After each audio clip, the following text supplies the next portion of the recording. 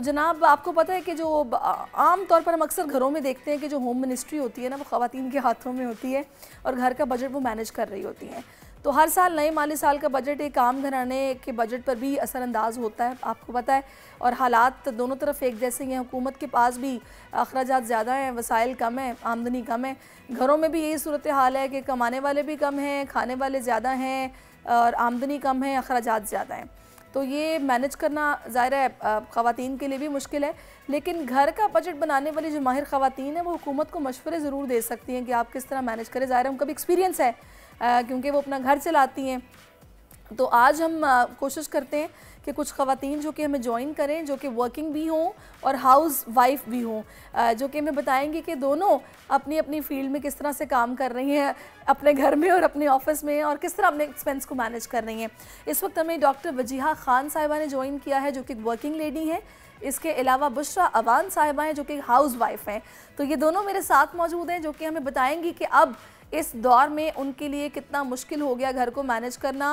पहले के वक्त में और अब के वक्त में फ़र्क तो सभी को मालूम है। तो मैं इनको वेलकम करूंगी अपने शो में। Thank you so much both of you for your time.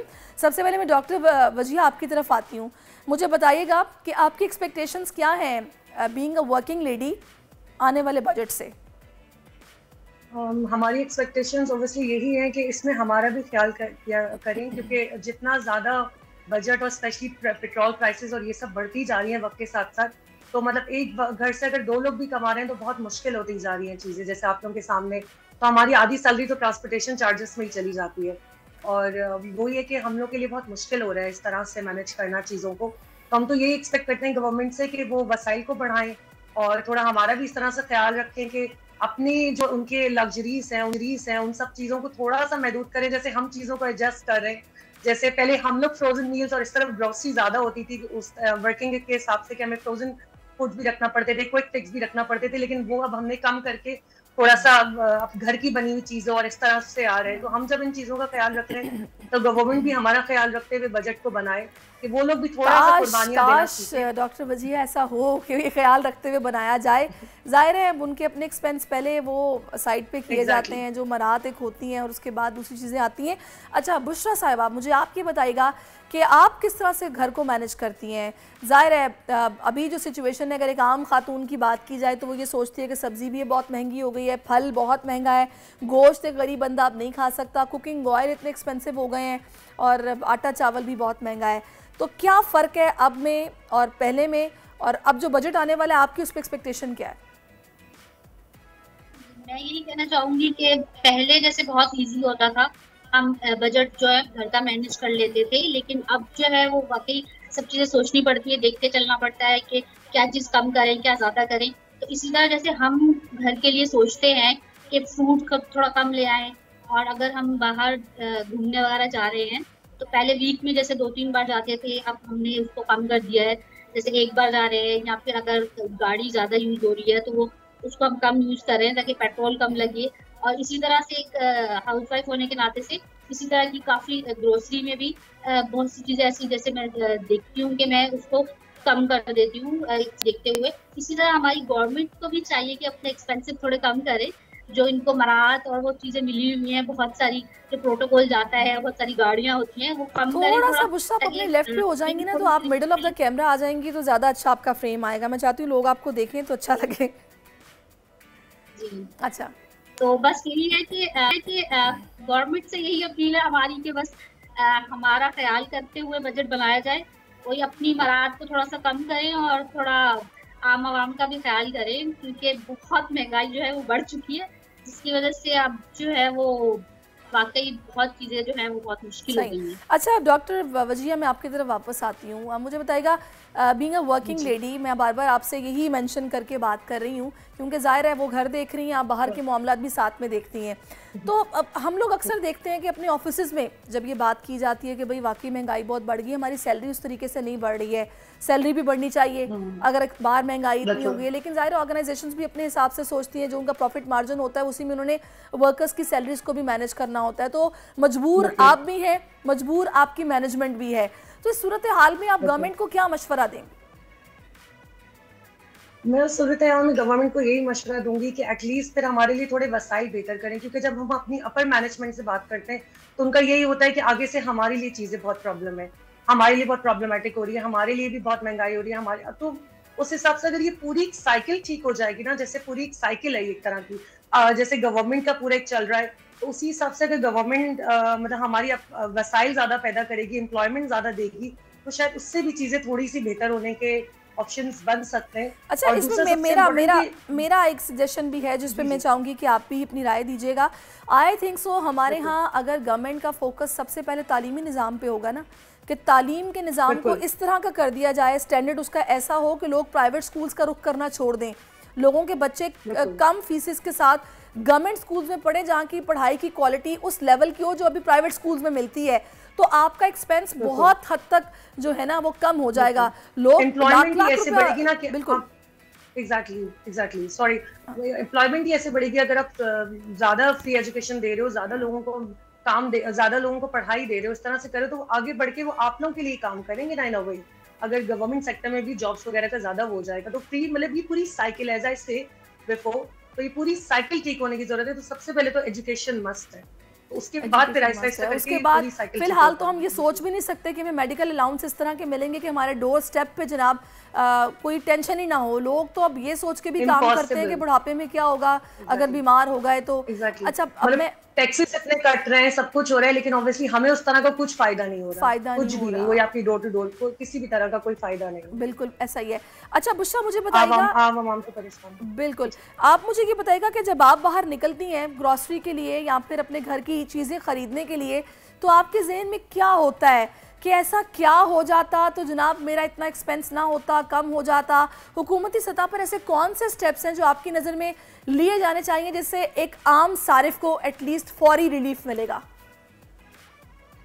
देखिए, बेसिकली तो सबसे एक आम इंसान के तौर पे अगर मैं बात करूं तो सबसे बेसिक जो चीजें हैं, दूध दही आटा, दूध आटा चीनी वगैरह, ऑयल, इन सब में थोड़ी कमी हो ताकि जो ऐसे लोग हैं जिनकी आप बिल्कुल सैलरीज आप देख सकते हैं कि बहुत ही कम होती हैं, तो वो भी जो है वो ये चीजें तो खरीद सकें। और बाकी ये है कि गवर्नमेंट से यही अपील है कि इन सब चीजों को देखें। और फिर एजुकेशन सेक्टर, सबसे ज्यादा गुस्सा तो उस वक्त आता है कि जब आपको ये पता चलता है कि जनाब सारा प्याज एक्सपोर्ट हो गया और अब अपने मुल्क में प्याज की किल्लत है, इसलिए प्याज 250 रुपए किलो पर चला गया है। इसी तरह टमाटर सारा जनाब मौजूद नहीं है, वो फसलें तबाह हो गई हैं, सैलाब आ गया था, अब ये ईरान से आ रहा है। जी बाहर चली जाती हैं, हमें जो है वो फिर वो रेट बढ़ा दिए जाते हैं हमारे लिए। और बच्चों वगैरह के लिहाज से मैं ये कहूँगी कि स्कूल वगैरह की फीसें वो इतनी बढ़ गई हैं कि जो है वो प्राइवेट सेक्टर में आपको अफोर्ड करना ही बहुत ज़्यादा मुश्किल हो गया है, तो उसमें थोड़ी सी रिलीफ दी जाए। और बाकी यही कह सकते हैं उनको कि बस हमारा थोड़ा ख्याल बनाते हैं। बजट तो बन चुका है, आज बस पेश होना है, लेट्स सी उसमें क्या बताया जाता है। आप थोड़ा सा दोबारा अपने लेफ्ट पर आ जाएं ताकि हम आपको प्रॉपरली देख सकें। अच्छा डॉक्टर वजीहा, मैं ये चाहूँगी कि थोड़ा सा आप मुझे बीइंग अ पाकिस्तानी बताइएगा कि जो अभी हालात हैं इसमें हम देखते हैं कि जी मईशत तो ट्रैक पर नहीं थी, उसको मुश्किल से ट्रैक पर लाए, इन्वेस्टर्स लाए हैं, यहाँ पर इकोनॉमी का पहिया चलाने के लिए सीरियसनेस के साथ अब काम हो रहा है, वरना तो चीज़ें कुछ स्टक सी हो गई थी। तो what do you think about this? ये जो बजट आता है जस्ट एक नंबर गेम होती है, चीज़ें वही होती हैं, बस उसी में थोड़ा कम ज़्यादा कर दिया जाता है, कुछ नया देखने को नहीं मिलता है। आपकी भी यही राय है या फिर आपको लगता है कि कुछ संजीदगी के साथ देखा भी जाता है? आई एम सॉरी टू से थोड़ा सा रूड बोल रही हूँ, लेकिन नंबर गेम नहीं है, ये जेब गेम है एक्चुअली। तो मतलब जितना हम अब बिल्कुल बहुत अफसोस होता है, मतलब वही बात जो कि बेसिक नेसेसिटीज हमें नहीं मिल रही हैं। तो इट्स ऑल अबाउट, मतलब मुझे तो अभी भी ऑनेस्टली मतलब वही बहुत लोगों को तकलीफ होगी इस बात से, लेकिन ऑनेस्टली अभी भी as being a Pakistani, as being a working women, मुझे किसी तरीके से उम्मीद नहीं है अभी। मतलब मेरी होप बिल्कुल जीरो पर है। एक वक्त था जब हम थोड़ा सा उम्मीद करते थे शायद हमारे लिए कुछ रिलीफ आएगा, लेकिन अब बेसिक नेसेसिटीज जब आटा चावल और सब्जियां ही हमें इतनी महंगी मिल रही है तो और क्या रह गया, मतलब बेसिक ही नहीं हमें कुछ मिल रहा, तो फिर तो मतलब बहुत इम्पॉसिबल है। तो मुझे मेरी मतलब अभी भी ऑनेस्टली कोई उम्मीद नहीं है इस बजट से कि इसमें हमारे लिए कोई रिलीफ होगा। हाँ, गवर्नमेंट के लिए जरूर रिलीफ होगा, इनकी बड़ी बड़ी दावतों के लिए जरूर रिलीफ होगा, लेकिन हमारे लिए नहीं होगा किसी तरह का। हर चीज में अवाम ही को पीसा जा रहा है। बिल्कुल आपने ठीक कहा है। अब इसमें पता है क्या, मैं बुशरा ये भी सोचती हूँ कि हम लोग अक्सर ये देखते हैं कि जो पॉलिसी कोई इस तरह की आती है जो हमें कुछ बेहतर लगती है, हेल्थ कार्ड अगर कोई किसी भी गवर्नमेंट ने लॉन्च किया है और उससे कुछ रिलीफ अगर आवाम को मिल रहा है, गवर्नमेंट चेंज होती है, हेल्थ कार्ड बंद हो जाता है, फिर आप हाथ में हाथ धरे बैठ जाते हैं कि जी हुकूमत अब दूसरी आ रही है, अल्लाह करे कि वो इसको खोल दे, इस स्कीम को कंटिन्यू करे। एक सबसे बड़ा अलमिया ये है कि हुकूमतें बदलती हैं, अच्छी पॉलिसीज़ भी ख़त्म हो जाती हैं। अगर अच्छी पॉलिसीज़ के लिए ये साथ मेक श्योर कर दिया जाए ना कि ये अगले 15 साल के लिए, अगले 20 साल के लिए है, तो भी चीज़ें बेहतर हो सकती हैं। हुकूमतों का बार बार बदलना, पॉलिटिकल इंस्टेबिलिटी भी बहुत बड़ी वजह है इस मुल्क में हालात के ठीक ना होने की। क्या कहती हैं आप? जी बिल्कुल सही कह रही हैं आप, लेकिन जो है वो अब हम ये कैसे समझा सकते हैं गवर्नमेंट को ना कि हमारे लिए रिलीफ तो तभी होगा ना जब हमें हमारा मेडिकल फ्री होगा, या हमारी बच्चों की स्कूल की फीसेस कम होंगी, या हमारे जो रोजमर्रा की चीजें हैं उनमें थोड़ा सा वो हमें थोड़ा सा वो दिया जाएगा, रिलीफ दिया जाएगा। लेकिन ये चीजें हैं कि बजट से वाकई मैं डॉक्टर विजय की बात से इत्तेफाक करूंगी कि कोई उम्मीद नहीं है, हमें भी ये काम देखिए ये अभी जैसे कि डॉक्टर जैसे कि बुशरा ने कहा ना कि हम समझा ही सकते हैं, मेरा ख्याल है कि हम समझा नहीं सकते, हम सिर्फ लताड़ सकते हैं जो हम करते हैं और उसका कोई ऐसा हमें कोई रिजल्ट नज़र नहीं आता। मैं आखिर में बस इसी बात का अफसोस है। बिल्कुल आखिर में मैं बस यही कहूँगी कि अल्लाह करे कि कुछ इस तरह की हिदायत इनको भी मिले कि ये एटलीस्ट तरजीही बुनियादों पर आवाम को बेसिक नेसेसिटीज़ तो पहुँचा दें, बाकी जो करना है करते रहें, क्योंकि लोगों को कोई फ़र्क नहीं पड़ता IMF क्या कहता है, डॉलर कहाँ गया, किस क्रंच में लिक्विडिटी के हम हैं नहीं हैं, इससे लोगों को कोई फ़र्क नहीं पड़ता। लोगों को फ़र्क पड़ता है कि उनको 2 वक्त का खाना अपने बच्चों के लिए बहुत महंगा मिल रहा है, वो सस्ता मिलना चाहिए। बहुत शुक्रिया बुशरा साहिबा, आप मेरे साथ मौजूद रही। Doctor Wajia, thank you so much for your time. Subscribe करें और बेल दबाएं ताकि कोई खबर रह न जाए।